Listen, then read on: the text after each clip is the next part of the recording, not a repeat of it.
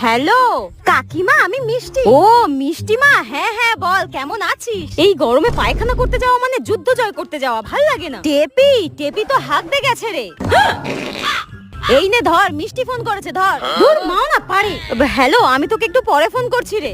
মা শোনো, এরপর যদি আমার কোনো বন্ধু বান্ধব ফোন করে আর ফোনটা যদি তুমি ধরো, আর বাই এনি চান্স যদি আমি বাথরুমে থাকি, তুমি প্লিজ বলবে মা আমি বাথরুমে গেছি, বাথরুমে, অন্য কিচ্ছু বলবে না প্লিজ। আচ্ছা ঠিক আছে, তাই বলবো। যা, মিষ্টি যেন কোনোদিন হাগে না। মিষ্টিকে হাগার কথা বলেছি বলে মহাভারত অশুদ্ধ হয়ে গেছে।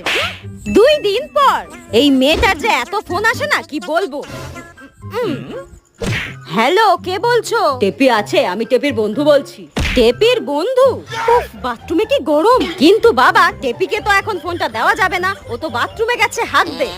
মা, এইভাবে কথা কে বলে? কত কষ্ট করে রাজকে পটিয়েছিলাম, মনে হচ্ছে গামছাটা গলায় ফাঁস দিয়ে আমি নিজের নিঃশ্বাসটাই বন্ধ করে দিই।